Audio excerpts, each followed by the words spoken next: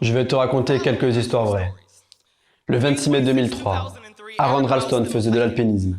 Un rocher est tombé sur sa main droite. Il a attendu 4 jours, puis il a amputé son propre bras avec un couteau de poche.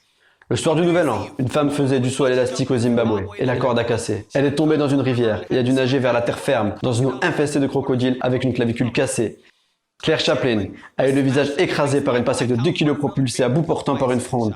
Matthew Probst a été transpercé par un javelot. David Striegel a été frappé à la bouche par un kangourou. La partie la plus étonnante de ces histoires, c'est lorsqu'on leur pose des questions sur l'expérience qu'elles ont eue, se mettent à sourire, hausser les épaules et dire « Je suppose que les choses auraient pu être bien pires ». Alors vas-y, dis-moi que tu as passé une mauvaise journée. Parle-moi des embouteillages, parle-moi de ton patron, parle-moi de ton travail que tu sais de quitter depuis plus de 4 ans. Dis-moi que dès le matin, ta maison brûle. Dis-moi que le bouton silence de ton réveil c'est un extincteur. Dis-moi que l'alarme de ton réveil a volé la clé de ton sourire pour l'amener à 7 h du matin dans un accident qui a complètement anéanti ton bonheur. Dis-moi comment on est béni d'avoir de si petites tragédies qui peuvent tenir sur le bout de notre langue.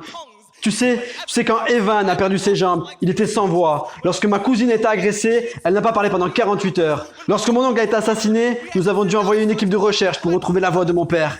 La plupart des gens ne savent pas que la tragédie et le silence ont exactement la même adresse. Quand ta journée est un musée de déception, il y a des événements qui sont hors de ton contrôle. Lorsque vous vous retrouvez submergé par un océan de « pourquoi cela m'arrive-t-il ?» Quand on a l'impression que son ange gardien a pris un préavis de 2 semaines, il y a plus de 2 mois. Quand on a l'impression que Dieu est juste une babysitter qui est toujours au téléphone. Quand tu es frappé dans l'œsophage pour les petits malheurs de la vie. Souviens-toi, chaque année 2 millions de personnes meurent de déshydratation. Donc peu importe si le verre est à moitié vide ou à moitié plein, c'est un verre d'eau. Bois-le et arrête de te plaindre. Le muscle. Le muscle se forme en soulevant à plusieurs reprises des choses conçues pour nous alourdir.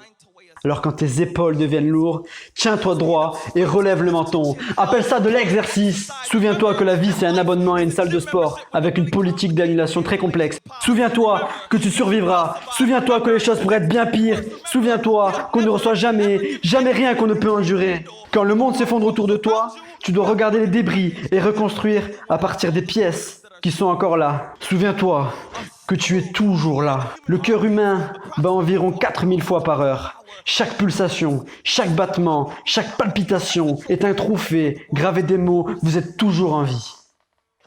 Tu es toujours en vie. Agis en conséquence. C'était le poème de Rudy Francisco, Complainers. Si cet artiste t'a plu, je t'invite à aller voir le détail dans la description. Je ne vais pas te tenir plus longtemps, juste excusez-moi pour la traduction, je n'ai pas la diction de Rudy Francisco, mais j'ai fait au mieux et je ne me plains pas. Allez, à plus, ciao!